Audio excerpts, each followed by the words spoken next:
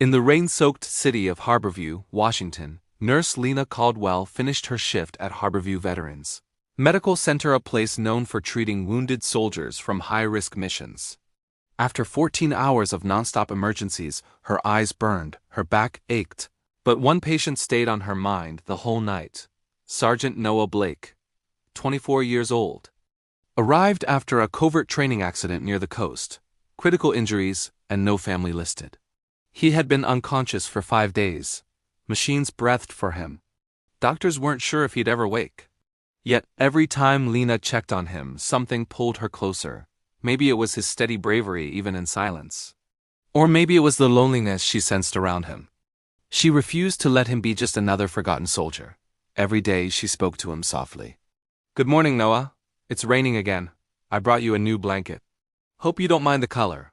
She chuckled to herself. He never responded, but she swore his heart monitor calmed when she was near. That night, as Lena stepped outside toward her car, the wind cut through the parking lot. She hugged her jacket tighter until she sensed movement behind her. A black SUV rolled to a stop. 3 men stepped out. Not ordinary visitors. Their posture was sharp. Their gaze calculated. Their uniforms didn't match any branch she recognized. The tallest approached. "Ma'am, are you Nurse Lena Caldwell?" Her stomach tightened. "Yes. Can I help you?"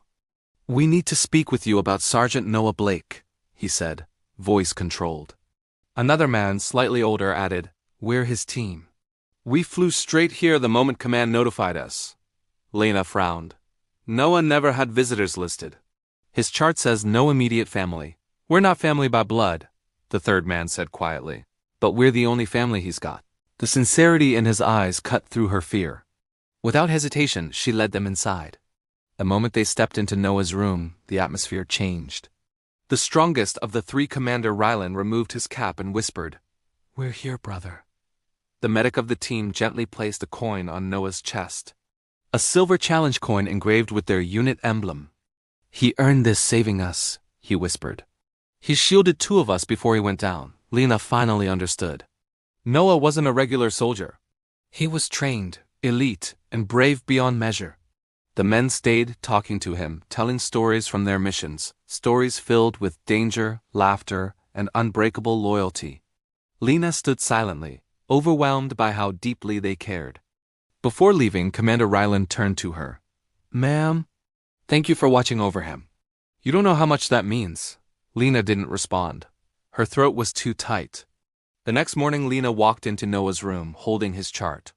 "Good morning, Noah. Your team came last night. They miss you." She reached for the monitors, then froze. His fingers twitched. "Noah?" she whispered, leaning close. "If you can hear me, try to squeeze my hand." A faint pressure wrapped around her fingers. Her heart leaped. She shouted for help. Doctors and nurses rushed in. Orders flew. Machines beeped wildly. Minutes felt like hours until Noah opened his eyes. Confusion clouded them at first.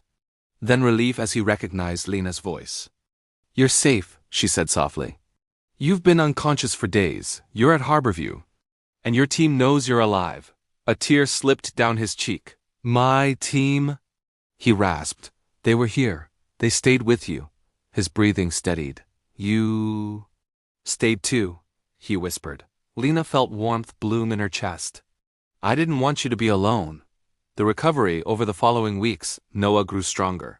He learned to walk again, regain his speech, and process everything he had survived.